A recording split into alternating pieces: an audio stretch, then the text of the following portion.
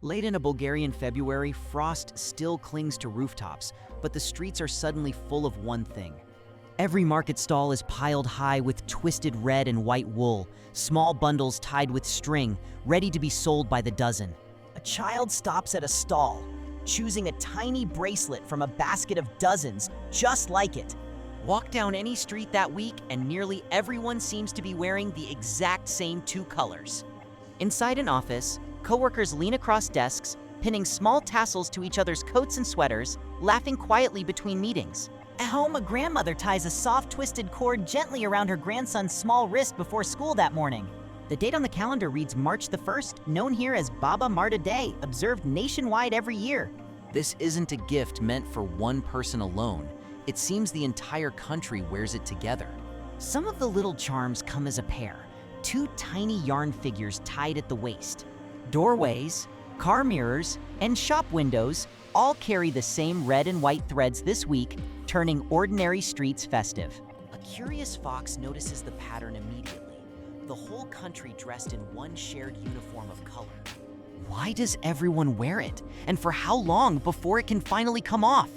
Its answer turns out to be specific. Here's the twist. The little bracelet isn't decoration at all. It's a kind of countdown, counting towards something unseen. But it has no fixed end date printed anywhere. No set number of days to count down. You wear it until you personally witness one very specific thing happening outdoors, not written on any calendar. Not the first calendar day of spring, but the first stork returning, or the first blossoming tree. Whichever of the two appears first in front of you, that becomes the actual signal to stop. Until that moment arrives, the twisted wool simply cannot come off the wrist, however long that takes. Some years, that means wearing it for only a few days, other years for several weeks, entirely dependent on the weather. The tradition quietly trusts a living, unpredictable calendar over any printed paper one, tracked by wings and blossoms. The two threads carry a literal meaning: red for warmth, health, and the returning sun, chosen deliberately, not randomly. White stands for purity and for the brightness of the snow that is finally melting away, a color tied to endings as much as beginnings. Twisted together, the pair represents a fragile balance between winter ending and spring only just beginning, neither fully gone nor fully arrived. The holiday's name, Baba Marta, translates simply to Grandmother March, a character straight out of folklore, known by nearly every Bulgarian child. She's described as an elderly woman with a famously unpredictable, even moody temperament, shifting without warning. Her shifting moods, the old stories say, explain March's sudden swings between sun and frost, giving the month its own personality. Wearing red and white is one small way to stay on her good side through the month. Some historians trace the custom's roots back to the ancient Thracians who once lived across these lands. That would place its origins at more than 1,300 years old, tied to ancient spring rites. So this small wool bracelet has quietly outlived empires, borders, and entire centuries of change around it, unchanged at its core. Look closer at how one is actually made. Two different colors of wool, twisted tightly together by hand, strand by strand. The simplest version is just that twisted cord, worn looped once around the wrist, quick and easy to wear. A slightly fancier version becomes a small tassel, pinned instead to a coat lapel or collar, worn just as proudly. But the most recognizable form by far is a pair of tiny dolls, side by side, inseparable from each other. Picho wears mostly white with a touch of red, representing the male half of the pair. Penda wears mostly red trimmed in white, representing the female half standing right beside him, the pair always sold together. The two dolls are tied together at the middle, symbolizing partnership and one shared wish for the year. Every February, stalls across Bulgarian towns and cities fill with these handmade charms by the thousands, ready for the coming holiday. Some families still make their own at the kitchen table, one twisted strand at a time, a small evening ritual of its own. Children learn the technique from grandparents, watching small hands twist red and white wool together, a skill passed down early. On the morning of March 1st, everyone exchanges them. Friends, co-workers, neighbors, even total strangers. Nobody quite left out. Turning one down is considered almost impolite. The whole point is that it gets shared as widely as possible.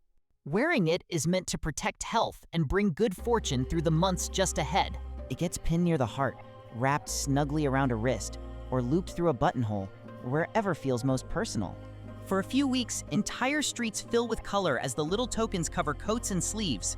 Storks carry real, practical meaning here. Their return has always marked the true start of warmer weather. Bulgarian villages once tracked planting season by watching for stork nests reappearing atop tall chimneys trusted over written records. Watching for the bird's return, then, was never sentimental, it was practical, inherited local knowledge passed down before forecasts existed. Blossoming almond and cherry branches serve as the tradition's reliable backup signal, ready even if the storks arrive late. Whichever sign appears first, the countdown officially ends, and the little bracelet finally comes off, right there on the spot. Then a small second ritual quietly begins, deciding what to do with the retired charm, one that matters just as much. Many people tie it directly onto the branch of the very tree that triggered its removal, closing the loop neatly. Others slip it gently beneath a stone outdoors, believed to carry quiet luck through the months that follow. Either way, the little object returns to nature, instead of ending up forgotten in a drawer somewhere. Some families say a quiet wish should be spoken while tying the final knot around the branch. By late March, trees near fountains and parks end up decorated with dozens of these retired threads. In December of 2017, the tradition earned formal recognition from UNESCO as intangible cultural heritage, a rare honor for a small wool charm. The listing wasn't Bulgaria's alone. It was submitted as one shared regional nomination, a joint effort among neighboring countries. Bulgaria, North Macedonia, Moldova, and Romania submitted the custom together, honoring their shared Balkan roots and centuries of exchange. Each country keeps its own local name and small variations, yet the underlying idea stays the same. Red and white worn faithfully until spring itself finally proves it has truly arrived, the same rule repeated regionally. Long before Bulgaria existed as a modern nation, similar colors already marked this same seasonal turn, region after region. Over many centuries, the custom folded neatly into Baba Marta's folklore and stayed remarkably intact, changing slightly, never disappearing. What survived isn't locked away behind museum glass, it's still handed out freely on street corners today. Modern Bulgaria hasn't let the custom quietly fade into pure nostalgia or forgotten memory. It returns every single year. Office buildings still see coworkers pinning tiny tassels to one another every single March morning, repeated in workplaces nationwide. Small workshops now sell Martenitsa in modern colors too, displayed right alongside the traditional red and white pair, side by side. Independent designers craft wearable versions using glass beads, soft felt, and delicate embroidery thread, keeping the same two colors. Visitors traveling through in late February often leave with a handful of them as small souvenirs, tucked into a suitcase. Bulgarian communities living abroad still mail little charms home to family and often receive a handful back in return. A relative overseas might open an envelope to find one folded carefully inside a handwritten letter, a small piece of home. Schools hold small classroom exchanges, teaching children the custom long before they can even read, so the habit starts early. Charity groups sell handmade Martenitsa as fundraisers, keeping the craft economically alive and supporting local artisans directly. Even digital versions circulate now, a small red and white icon sent as a warm springtime greeting, though many still prefer real thread. Still, most Bulgarians insist the real gesture only counts when it's physically tied around someone's actual wrist, in person. The custom quietly resists becoming just another photo opportunity staged for passing visitors. It still means something real. It still asks for patience, waiting, watching, never simply circling a date on a page and moving straight on. That patience might be the most old-fashioned part of the entire practice today, in an age that rarely waits. In a world full of instant weather apps, this ritual still asks people to simply look up. To notice a bird overhead, a budding branch, a small bloom, easy details to miss if nobody looks up. Step back for a moment and consider what the ritual actually asks of any one person, quietly, every single year. Not to declare that spring has arrived, but to wait patiently until it proves itself, a small shift in measuring time. Every little bracelet spends its short life being watched closely, not just casually worn, counted quietly, day by day. And once its job is finished, it never simply gets thrown away in the trash. That part matters just as much.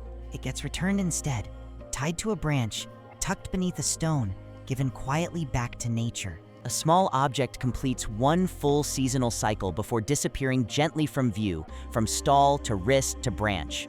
There's something rare in a tradition tied to nature's own timing instead of a fixed printed date. It asks for patience in a culture that, like most places, still tends to rush, making the pause feel deliberate.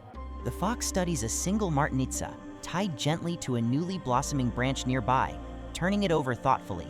Overhead, a stork circles slowly into view, arriving right on its own unscheduled time, answering an unscheduled question. Spring never needed an announcement here. Someone simply looked up and quietly saw it for themselves, without any fanfare. Maybe real change rarely announces itself with a date. It just quietly proves itself first, then waits to be noticed.